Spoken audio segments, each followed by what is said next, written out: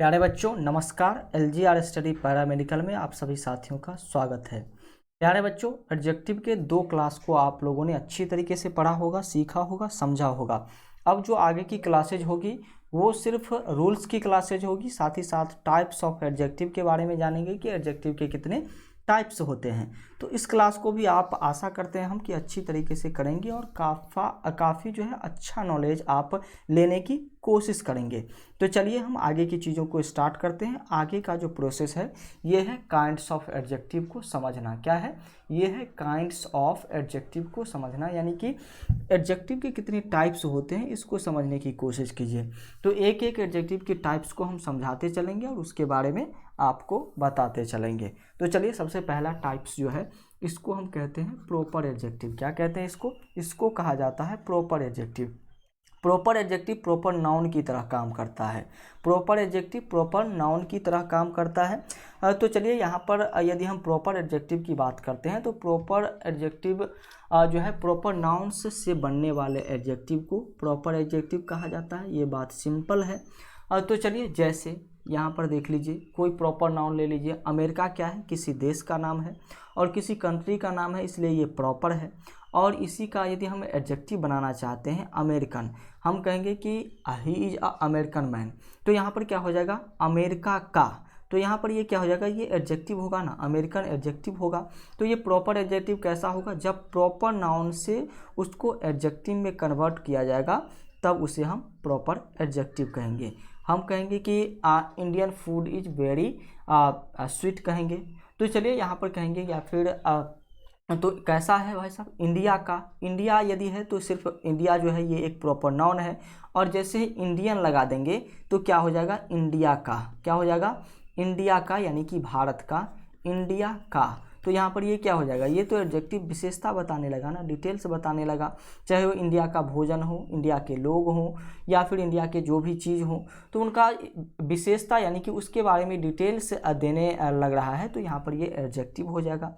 कौन सा एडजेक्टिव होगा? इंडियन। इंडिया यानी कि प्रॉपर नाउन से बना हुआ है तो इसलिए प्रॉपर एडजेक्टिव होगा। शेक्सपियर। शेक्सपियर एक लेखक हैं और ये प्रॉपर नाउन है। शेक्सपियर क्या है? लेखक हैं। और इंग्लिश आप यदि पढ़ रहे हैं तो आप ये जान लीजिए कि शेक्सपियर को फादर ऑफ इंग्लिश कहा जाता है। क्या कहा जाता है? शेक्सपियर को फादर ऑफ इंग्लिश क्या कहा जाता है। और यदि हम शेक्सपियरियन एज कहें, शेक्सपियरियन एज यदि बोलते हैं तो यहाँ पर शेक्सपियरियन क्या हो जाएगा? शेक्सपियर का एज, यानी कि यहाँ पर एडजेक्टिव बन रहा है शेक्सपियरियन।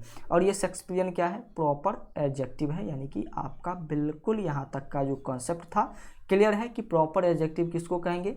एक नोट आप ध्यान रख लीजिएगा, आप यदि नोट करना चाहते हैं तो नोट भी कर सकते हैं। प्रॉपर एडजेक्टिव का पहला लेटर हमेशा कैपिटल होगा। क्या होगा? प्रॉपर एडजेक्टिव का पहला लेटर हमेशा कैपिटल होगा। यहाँ पर आपको कहीं पर दिख रहा होगा कि प्रॉपर इस एडजेक्टिव का पहला लेटर जो है कैपिटल नहीं है। जी बिल्कुल है। तो ये बातें आप ध्यान रखिएगा, यहाँ से भी आप चुन सकते हैं इसको। आगे बढ़िए, आगे की चीज़ों को जानने, सीखने, समझने की कोशिश करते हैं। दूसरा जो आपका आता है ये आता है पॉजेसिव एडजेक्टिव। कौन आता है? Possessive adjective. पॉजेसिव एडजेक्टिव जो है ये भी पॉजेसिव प्रोनाउन से बना हुआ है। जैसे कि यदि हम बात करते हैं my, our, his, your, her, their, its, ये सभी क्या है? ये सभी पॉजेसिव प्रोनाउन है और पॉजेसिव एडजेक्टिव इसे कहा जाता है। पॉजेसिव एडजेक्टिव का प्रयोग जो है नाउन के पहले हमेशा किया जाएगा। कैसा? पॉजेसिव एडजेक्टिव का यूज हमेशा जो है नाउन के पहले किया जाएगा। जैसे हम कहते हैं कि this is my book, this is my book. क्या हो जाएगा? माई क्या है? माई यहाँ पर क्या बन रहा है? ये जो है एडजेक्टिव बन रहा है। यहाँ पर ये प्रोनाउन नहीं है, ये एडजेक्टिव है। ये क्या कर रहा है?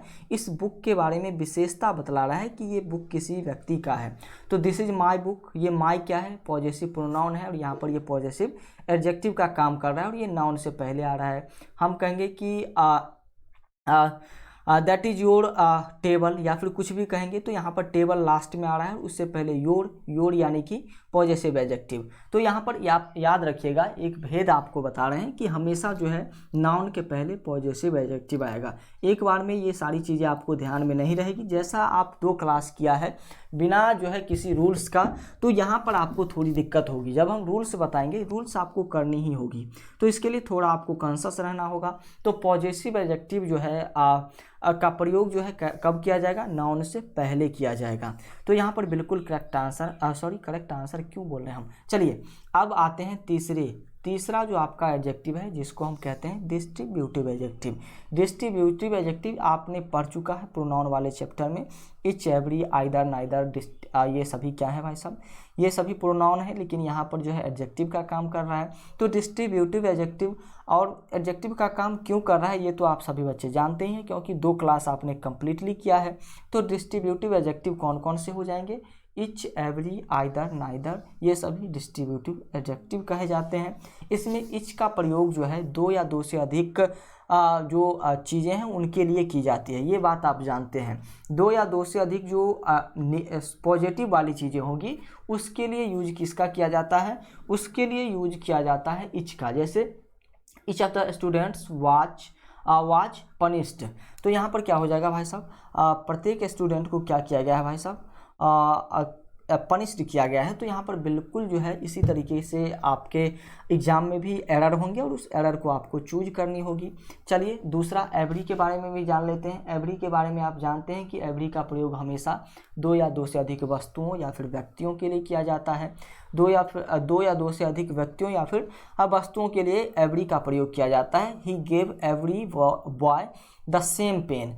क्या हुआ यहाँ पर, गेव का मतलब क्या होता है, गेव का मतलब देना। उसने क्या दिया, ही गेव, उसने दिया, क्या दिया, सेम पेन दिया। किसको दिया, एवरी बॉय, किसको, एवरी बॉय को इसने सेम पेन दिया। तो एवरी बॉय का मतलब सभी लड़के को इसने सेम पेन दिया उसने। तो यहाँ पर बिल्कुल जो है इसी तरीके से आपको समझते चलनी है कि एवरी जो है हमेशा कब यूज होगा, अधिक व्यक्तियों या फिर वस्तुओं के लिए एवरी का यूज किया जाएगा।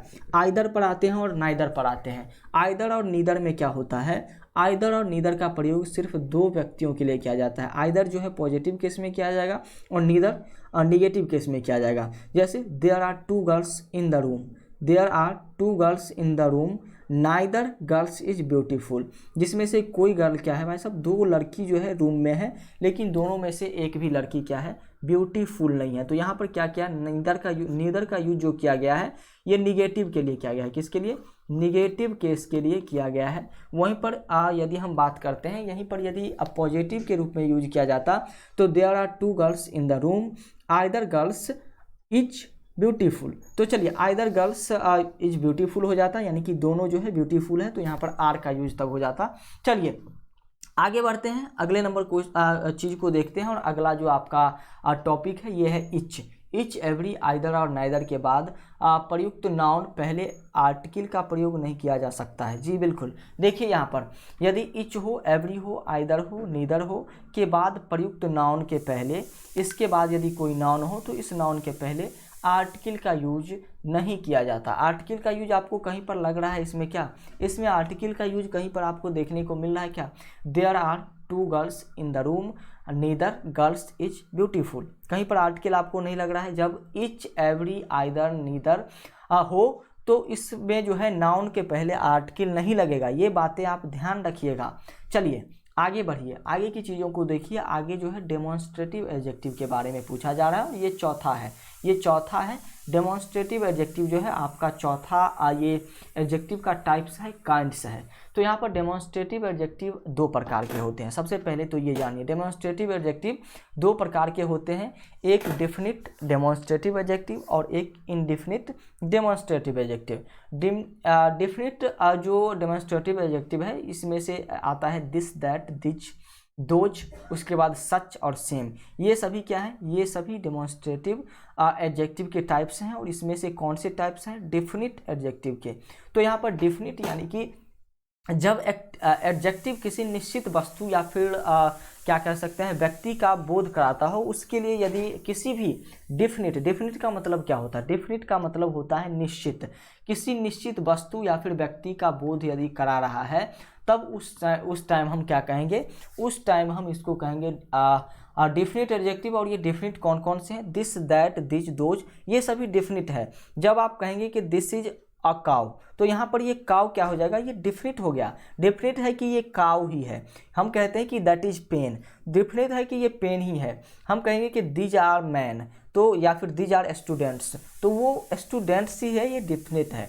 तो इसलिए यहाँ पर क्या होगा, यहाँ पर इसलिए क्या होगा, डिमॉन्स्ट्रेटिव प्रोनाउन डिमॉन्स्ट्रेटिव एडजेक्टिव के ये डिफिनिट वाले जो फॉर्म होते हैं इसमें दिस, दैट, दिज और दोज, सच और सेम आते हैं, और ये जो है हमेशा निश्चित वस्तु और व्यक्ति के लिए यूज किए जाते हैं। इनडिफिनिट का यूज होता है कहाँ पर, इनडिफिनिट का यूज कहाँ पर होता है, एन और सर्टेन, सर्टेन, सम, एनी अदर, अनदर और अदर। ये एडजेक्टिव किसी खास अर्थ में व्यक्ति या वस्तु के प्रदर्शन का काम करते हैं, किंतु निश्चितता का अर्थ इसमें बिल्कुल नहीं है। क्या है भाई साहब, इनडेफिनिट में क्या होगा, इसमें निश्चितता बिल्कुल नहीं होगी और निश्चित वाली बातें होगी। जैसे हम कह दें कि देयर वाज अ मैन, तो यहाँ पर क्या हो जाएगा, यहाँ पर जो हो जाएगा, ये क्या होगा, जो हो जाएगा इनडेफिनिट एडजेक्टिव होगा, एन भी यहाँ पर होगा। तो चलिए उसके बाद सर्टेन की बात यदि हम करते हैं, सर्टेन यानी कि कुछ, सर्टेन मतलब कुछ, सम, एनी, अदर, इस सभी का यूज हम जब करते हैं, आप भी देखते होंगे अनदर, इस सभी का यूज खास करके जब किया जाता है तो कोई निश्चितता का बोध नहीं होता है, कोई निश्चितता का बोध बिल्कुल नहीं होता है। आगे ध्यान रखने वाली कुछ चीज़ें हैं जिस पर आपको हम चर्चा कर देते हैं। देखिए, an, certain, another, this, that का प्रयोग हमेशा सिंगुलर काउंटेबल नाउन के लिए होता है। कैसा, और सिंगुलर काउंटेबल नाउन के लिए इस सभी का यूज करेंगे। का यूज करेंगे आप तो बिल्कुल काउंटेबल नाउन के लिए करेंगे, एन का यूज करेंगे काउंटेबल नाउन के लिए करेंगे, सिंगुलर के लिए, और सर्टेन का यूज करेंगे सिंगुलर के लिए करेंगे, कुछ। तो चलिए अनदर का यूज करेंगे तो कोई एक की बात होगी, यहाँ पर एक निगेटिव की बात, तो इसलिए यहाँ पर काउंटेबल की बात होगी, दो में से एक। उसके बाद दिस की बात करेंगे, दैट की बात करेंगे, सभी सिंगुलर फॉर्म में यूज होते हैं। तो यहाँ पर काउंटेबल नाउन के साथ इस सभी का यूज किया जाएगा। जैसे दिस हॉर्स, उसके बाद अ सर्टेन गर्ल यानी कि कुछ गर्ल्स, दिस बुक, यहाँ पर क्या हो जाएगा, सभी क्या हैं, सभी सिंगुलर हैं। तो यहाँ पर बिल्कुल जो है इस तरीके से आपको ध्यान रखनी है। उसके बाद such, the same, the other, any का प्रयोग सिंगुलर काउंटेबल नाउन तथा प्लूरल काउंटेबल नाउन दोनों के लिए किया जाता है, दोनों के लिए किया जाता है। Such a girl, such a girls, such same book, उसके बाद द सेम बुक्स, तो इस सभी का यूज जो किया जाएगा ये सिंगुलर और प्लूरल दोनों काउंटेबल नाउन के लिए किए जाएंगे, लेकिन काउंटेबल नाउन के लिए ही यूज किए जाएंगे। आगे बढ़िए, आगे दिस, दोज के बारे में जानते हैं। दिस, दोज और सर्टन का प्रयोग हमेशा प्लूरल काउंटेबल नाउन के लिए होता है। जी बिल्कुल, यहाँ पर भी वही बातें हुई है। सिंगुलर में जो है किसका यूज हुआ है, यहाँ पर देख लेंगे, दिज, दोज का यूज कहीं पर हुआ है, सिंगुलर में नहीं हुआ है, लेकिन प्लूरल में होता है इसका यूज, प्लूरल में इसका यूज होता है। तो चलिए दिज और दोज और सर्टेन का प्रयोग हमेशा किस में होगा, हमेशा प्लूरल काउंटेबल नाउन में होगा। प्लूरल काउंटेबल नाउन में हमेशा दिज, दोज और किसका यूज होगा, सर्टेन का यूज होगा। जैसे दिज एलिफेंट, वे एलिफेंट्स, उसके बाद दोज बॉयज, सर्टेन बुक्स, कुछ किताबें, तो यहाँ पर इस सभी का यूज प्लूरल काउंटेबल नाउन के लिए किया जाएगा। आगे बढ़िए, आगे की चीज़ों को जानने की कोशिश करते हैं। ये एक अलग टाइप्स है एडजेक्टिव का जिसका नाम है न्यूमरल एडजेक्टिव। क्या नाम है इसका, इसका नाम है न्यूमरल एडजेक्टिव। और ये न्यूमरल एडजेक्टिव जो होते हैं दो प्रकार के होते हैं। कितने, दो प्रकार के न्यूमरल एडजेक्टिव होते हैं। पहला डेफिनिट जो है, डेफिनिट ऐसे एडजेक्टिव जो व्यक्ति या वस्तुओं का निश्चित संख्या, क्या होता है, न्यूमरल यानी कि जो संख्यात्मक तरीके से हो, इसमें से भी डेफिनिट और इनडेफिनिट होता है। डेफिनिट में क्या होता है, डेफिनिट एडजेक्टिव जो होता है न्यूमरल, इसमें दो व्यक्तियों या वस्तुओं का निश्चित संख्या यानी कि नंबर या क्रम यानी कि ऑर्डर का बोध कराते हैं, डेफिनिट न्यूमरल एडजेक्टिव कहलाते हैं। निश्चित संख्या का बोध कराने वाले एडजेक्टिव को कार्डिनल भी कहते हैं। तो यहाँ पर जैसे डेफिनिट में 1 हो गया, 2 हो गया, 3 हो गया, 4, ये क्या है, ये सभी डेफिनिट है, डेफिनिट है और इसलिए न्यूमरल इसको कहा जाता है क्योंकि ये सभी गिनती वाली चीज़ है, 1 2 3 4, तो इसलिए न्यूमरल एडजेक्टिव इसको कहा जाता है। और न्यूमरल में भी डेफिनिट कहा जाता है क्योंकि 4 है तो है, 4 का मतलब 4 ही होता है, 4 का मतलब 10 थोड़ी ना होगा। चलिए आगे बढ़िए, आपको यदि कोई आपके घर में यदि मम्मी बोल दे कि 4 kg आटा लेकर के आओ और आप 10 kg लेकर के आ जाएंगे, फिर मार खाएंगे, या फिर 1 ही kg लेकर के आएंगे, तब तो आपको खाना भी नहीं मिलेगा, कहेगा चोट्टा कहीं का, हम 4 किलो बोले थे, 1 किलो में क्या होने वाला है, तुम मत खाओ, तो ऐसी बात ही हो जाएगी। चलिए आगे बढ़िए, आगे की चीज़ों को जानते हैं। निश्चित क्रम का बोध कराने वाले एडजेक्टिव को ऑर्डिनल कहते हैं। क्या कहते हैं, जो निश्चित यानी कि बिल्कुल जो है फर्स्ट, थर्ड और फोर्थ वाली बातें होती हैं, ऐसी जो क्या कराता है, ऐसा जो एडजेक्टिव होता है इसको हम ऑर्डिनल एडजेक्टिव कहते हैं। क्या कहते हैं? ऑर्डिनल एडजेक्टिव हम इसको कहते हैं। यानी कि आप कहीं पर देखते होंगे the first boy, the third कोई चीज़, तो यहाँ पर ये सभी ऑर्डिनल एडजेक्टिव कहेंगे। The first, the next, the last, ये सभी क्या है? ये सभी क्या है? ये सभी जो है ऑर्डिनल एडजेक्टिव हैं। यहाँ पर यदि किसी वाक्य में कॉर्डिनल और ऑर्डिनल का प्रयोग करना हो तो पहले किसका प्रयोग करेंगे? ऑर्डिनल। कॉर्डिनल के बारे में हम आपको यहाँ पर समझाए थे कि कार्डिनल जो होता है इसमें 1 2 3 वाली सिचुएशन होती है। क्या? 1 2 3 वाली, यानी कि बिल्कुल निश्चित होता है। और ऑर्डिनल में क्या होता है? लगातार वाली संख्याएं होती है, या फिर इसको फर्स्ट, थर्ड या फिर नेक्स्ट बोल देते हैं, first week, last week, next week. तो ऐसे शब्द को हम क्या कहेंगे? ऐसे शब्द को ऑर्डिनल एडजेक्टिव कहेंगे। ऐसे शब्द को ऑर्डिनल एडजेक्टिव कहेंगे। लेकिन आप के पास यदि किसी सेंटेंस में दोनों आ जाए, ऑर्डिनल और कॉर्डिनल दोनों आ जाए, तब आप क्या करेंगे? तब आप क्या करेंगे? पहले किसका यूज करेंगे? पहले किसका यूज करेंगे? यदि निश्चित क्रम में बोध कराने के लिए एडजेक्टिव ऑर्डिनल कहते हैं। यहाँ तक तो सही बातें थी। अब हम बात कर रहे थे कि कार्डिनल और ऑर्डिनल दोनों यदि एक साथ आते हैं तब हमें क्या करना पड़ेगा? पहले किसका प्रयोग करना होगा? पहले ऑर्डिनल का यूज आप करेंगे, उसके बाद कार्डिनल का। यानी कि पहले आपको यूज किसका करना है? ये वाला जो है ऑर्डर वाला, यानी कि first order, second order, third order, और उसके बाद ये 1 2 3 वाले का यूज आपको करनी है। तो कार्डिनल का यूज बाद में, ऑर्डिनल का यूज पहले। जैसे द फर्स्ट 3 क्वेश्चंस। क्या? The first 3 question of this exercise, of this exercise. तो यहाँ पर क्या हो रहा है? यहाँ पर जो है यूज किसका हो रहा है? पहले द फर्स्ट 3 क्वेश्चन का यूज हो रहा है। The first 3 questions of this exercise, यानी कि इस एक्सरसाइज के 6 क्वेश्चंस कैसे हैं ये बाद में बताए जाएंगे। उसके बाद हम आगे बात करते हैं यहाँ पर इनडिफिनिट ऐसे एडजेक्टिव जो निश्चित संख्या का बोध कराता हो। इनडिफिनिट हो लेकिन निश्चित संख्या का बोध कराता हो तो इनडिफिनिट न्यूमरल एडजेक्टिव ये कहलाते हैं। क्या कहलाते हैं? इनडिफिनिट न्यूमरल एडजेक्टिव कौन कहलाएंगे? ऐसे एडजेक्टिव, इनडिफिनिट एडजेक्टिव जो निश्चित संख्या का बोध कराएगा उसको इनडिफिनिट न्यूमरल एडजेक्टिव कहा जाएगा। Many, some, enough, few, various, several, all, most, numerous, indefinite, ये सभी क्या है? इनडिफिनिट न्यूमरल एडजेक्टिव हैं। आगे बढ़िए। क्वांटिटिव एडजेक्टिव ये दूसरा केस है। क्वांटिटिव एडजेक्टिव केस में क्या होता है? क्वांटिटिव एडजेक्टिव वाला केस जो है इसमें जो है मात्रा के अकॉर्डिंग सारी चीज़ें चलती है, क्वांटिटी के अकॉर्डिंग सारी चीज़ें चलती है। ऐसा एडजेक्टिव जो मात्रा का बोध कराता हो क्वांटिटिव एडजेक्टिव कहलाता है। ये बिल्कुल जो है स्पष्ट है।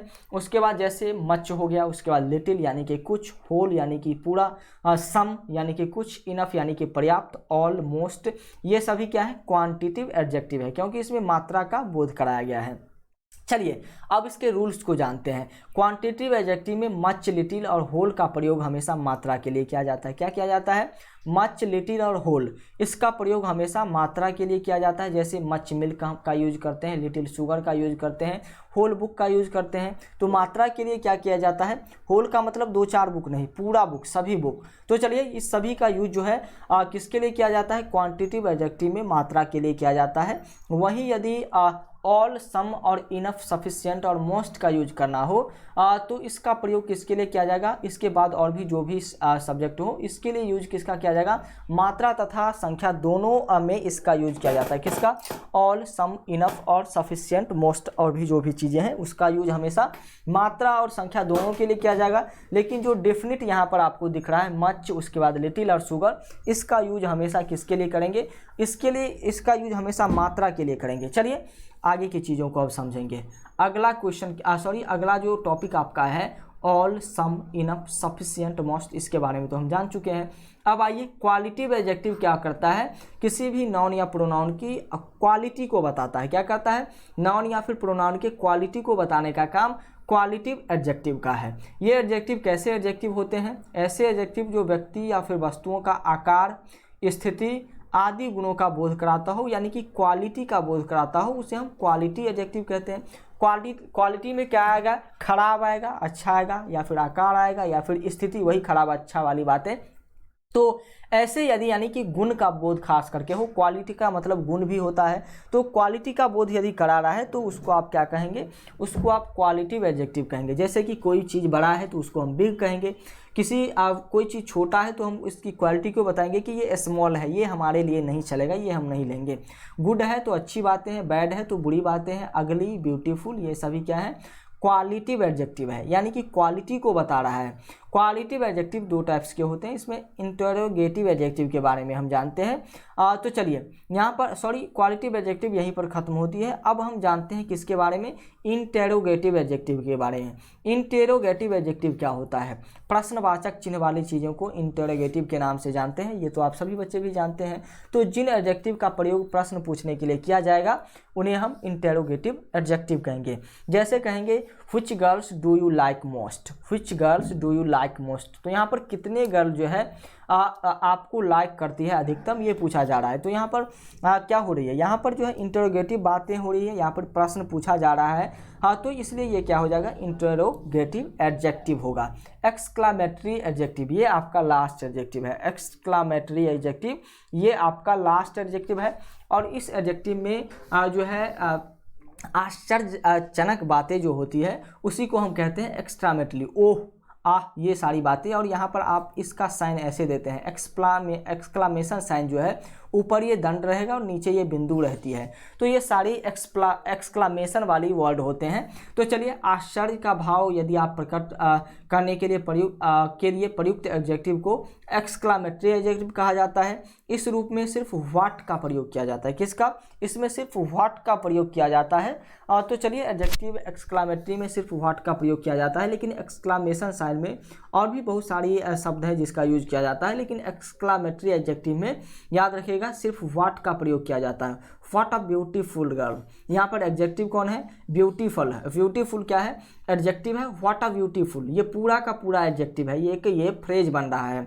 तो इसलिए यहाँ पर बिल्कुल जो है एक्सक्लामेशन साइन भी लगा हुआ है।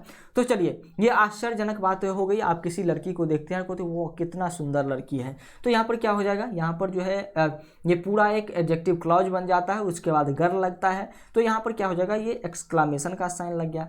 तो चलिए आगे बढ़ते हैं, अब आगे की चीज़ों को जानने की कोशिश करते हैं। अब डिग्री ऑफ कंपैरिजन जानते हैं। डिग्री तो आप सभी बच्चे जानते हैं, पॉजिटिव डिग्री, कंपैरेटिव डिग्री और सुपरलेटिव डिग्री। वही पॉजिटिव डिग्री का प्रयोग किसी व्यक्ति वस्तु के गुण में सामान्यतः तब होता है जब उसकी तुलना न की जाती हो। बिल्कुल simple, Ravi is a good player, यहाँ पर किसी से किसी का तुलना नहीं किया गया, रवि के बारे में सीधे तौर पर बता दिया गया, तो ये पॉजिटिव डिग्री में हो गया। वहीं पर कंपैरेटिव डिग्री में दो लोगों के बीच में कंपैरिजन किया जाएगा तो उसे कंपैरेटिव डिग्री कहा जाएगा। जैसे कि कंपैरेटिव डिग्री का प्रयोग दो व्यक्तियों या फिर वस्तुओं के गुण की तुलना करने के लिए किया जाता है। जैसे दो व्यक्ति कौन कौन से यहाँ पर है, एक यहाँ पर सी है और दूसरा क्या है, हर है। क्या है, सी और ही है यहाँ पर, तो हर जो है इसका ऑब्जेक्टिव फॉर्म है। तो सी इज मोर इंटेलिजेंट, क्या है, कंपैरिजन किया जा रहा है, she is more intelligent than her brother, उसके ब्रदर से। यहाँ पर हर से होता तब यहाँ पर फिर हिम हो जाता, लेकिन उसके ब्रदर से है और इसलिए यहाँ पर ऑब्जेक्टिव केस लगा है। प्रोनाउन में आप पढ़े थे कि कंपैरिजन में आपको हमेशा दोनों सब्जेक्ट में ही रखना है, तो यहाँ पर ऑब्जेक्टिव केस का यूज इसलिए हुआ है क्योंकि इसके बारे में बात नहीं हो रही है, इसके ब्रदर के बारे में बात हो रही है। तो यहाँ पर सी इज मोर इंटेलिजेंट, क्या है, सी जो है मोर यानी कि अधिक इंटेलिजेंट है उसके, किसके, उसके भाई से। तो इसलिए यहाँ पर जो है बिल्कुल जो है यहाँ पर आप देखेंगे कि कंपैरेटिव एडजेक्टिव हो रहा है। तो चलिए दो व्यक्तियों के बीच में गुणों की यदि बोध हो तो वहाँ पर क्या लगाएंगे, कंपैरेटिव एडजेक्टिव का यूज करेंगे, और यहाँ पर एडजेक्टिव इंटेलिजेंट है जो कि कंपैरेटिव है। आगे बढ़िए, आगे की चीज़ों को जानने सीखने समझने की कोशिश कीजिए। सुपरलेटिव डिग्री में यदि एडजेक्टिव रहता है तो इसमें सभी लोगों से एक लोगों का कंपैरिजन कर दिया जाता है, ये तो आप जानते हैं।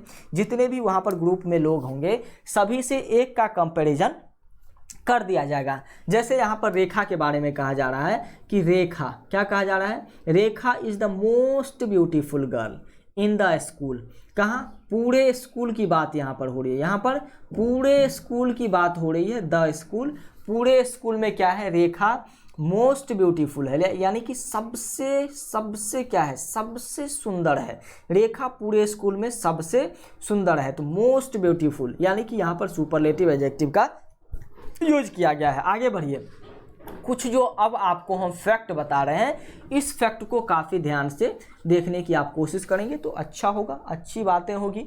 तो चलिए सम इम्पोर्टेंट फैक्ट आप यहाँ पर देखिए। यहाँ पर आपको देखने को मिल रहा होगा सबसे पहले फैक्ट में सीनियर, सुपीरियर, जूनियर, प्रायोर, उसके बाद इन्फीरियर और पोस्चर। तो यहाँ पर इसके बाद टू का प्रयोग आप करेंगे, देन का नहीं प्रयोग करेंगे। इस सभी के बाद देन का प्रयोग नहीं करेंगे, ये सभी कंपैरेटिव डिग्री में ही है। लेकिन इसके बाद जो है देन का यूज आपको नहीं करना है, टू का यूज करना है। किसका? टू का यूज करना है। इनके साथ मोर और मोस्ट का प्रयोग भी नहीं करना है, इनके साथ मोर और मोस्ट का भी प्रयोग आपको नहीं करना है। देखिए इंटीरियर, एक्सटर्नल, माइनर, मेजर, उसके बाद थर्ड फॉर्म जो रहेगा पॉजिटिव डिग्री में एडजेक्टिव है ना, sorry third form positive adjective है। ये क्या है? पॉजिटिव डिग्री में ये एडजेक्टिव है थर्ड फॉर्म में। तो ना तो इनके पहले मोर का प्रयोग होगा, ना मोस्ट का प्रयोग होगा। यानी कि इंटीरियर रहे, एक्सटीरियर रहे, माइनर रहे, मेजर रहे, तो इस सभी के साथ क्या करना होगा आपको? ना इसके पहले मोर का यूज करना है, ना मोस्ट का यूज करना है। इसके बाद देन का यूज करना है, इसके बाद देन का यूज आपको करना है। जैसे the interior decoration of the principal office is excellent, is excellent, excellent, excellent. यहाँ पर देखेंगे कि इंटीरियर डेकोरेशन यानी कि किसका interior decoration? Principal's office, principal office का जो अंदर का डेकोरेशन है वो क्या है भाई साहब? एक्सीलेंट है, यानी कि काफ़ी अच्छा है। तो यहाँ पर किसका यूज किया गया है? The interior decoration of principal office is excellent. यहाँ पर किसका यूज किया गया है? यहाँ पर सीधे तौर पर यूज किया गया है किसका यूज किया गया है? ऑफ का यूज किया गया है। क्या? ऑफ का यूज किया गया है। और यहाँ पर बताया जा रहा है कि देन या फिर टू का प्रयोग करना है इंटीरियर, एक्सटीरियर और माइनर के बाद यदि पॉजिटिव डिग्री में हो। लेकिन यहाँ पर किसका यूज किया गया है? The interior decoration of the principal office is excellent. यहाँ पर जो है कंपैरेटिव यहाँ पर हो नहीं रहा है, पॉजिटिव है, इसलिए ये जो है ऐसा ही होगा। उसके बाद कंपैरेटिव या फिर रिलेटिवली के बाद हमेशा पॉजिटिव डिग्री का प्रयोग होगा। कैसा? पॉजिटिव डिग्री के बाद जो है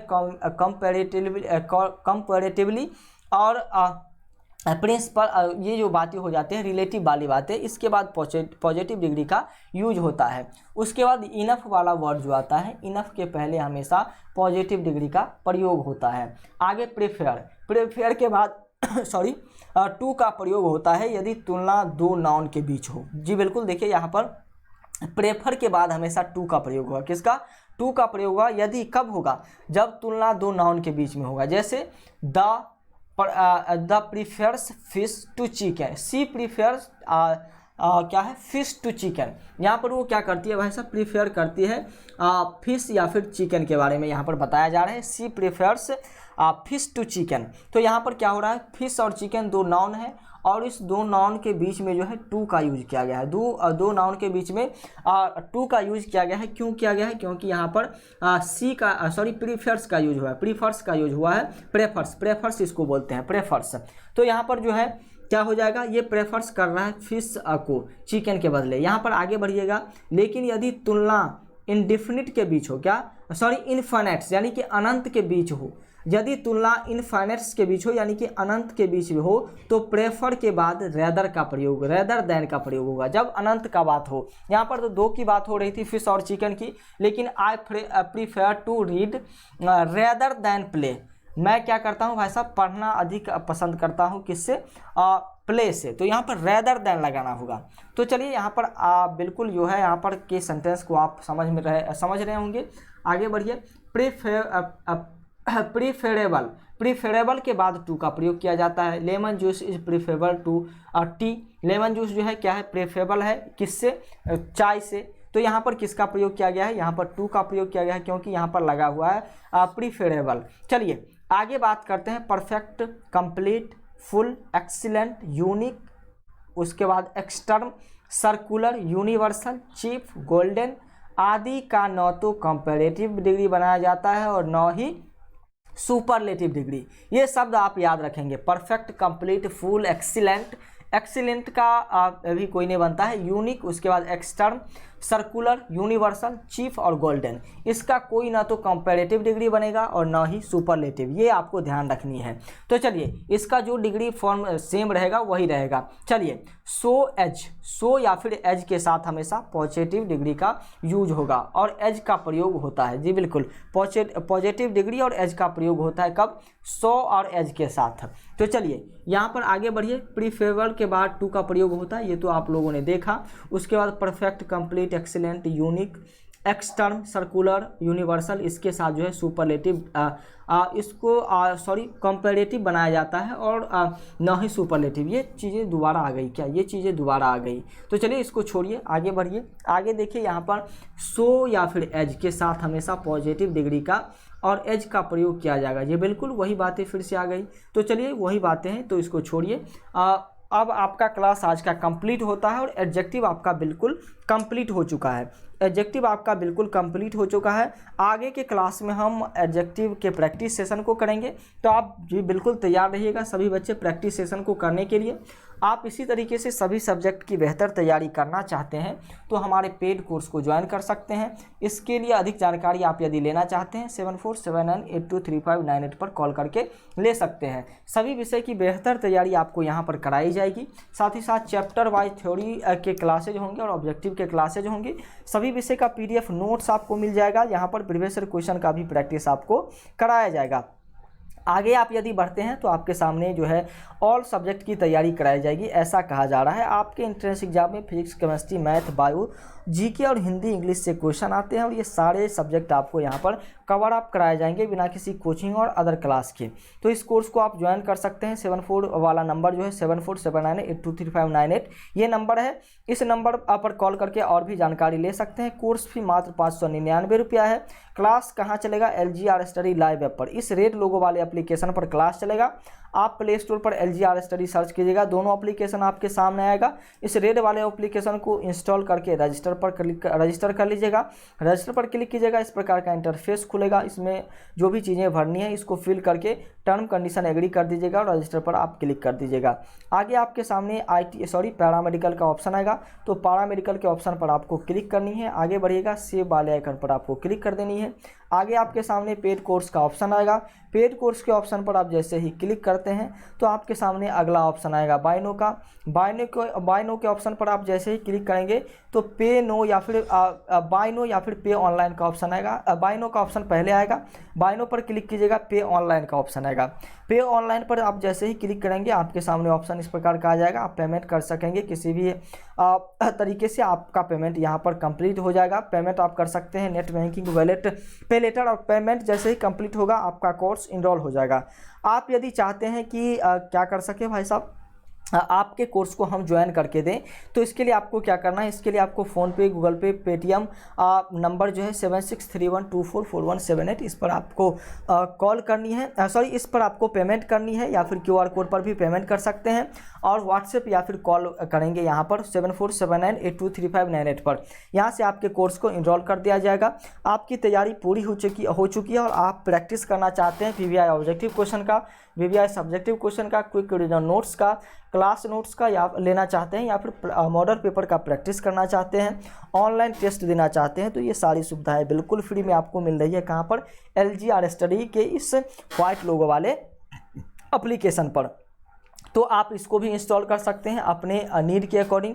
तो आज के क्लास को हम यहीं पर ख़त्म करते हैं। आशा करते हैं आपको आज का क्लास अच्छा लगा होगा और डेली की तरह आज के क्लास को हम एंड करेंगे, लेकिन आप डेली की तरह अगले क्लास में भी जुड़िएगा और अधिक से अधिक अपने दोस्तों को जोड़ने की कोशिश कीजिएगा। Thank you, bye bye.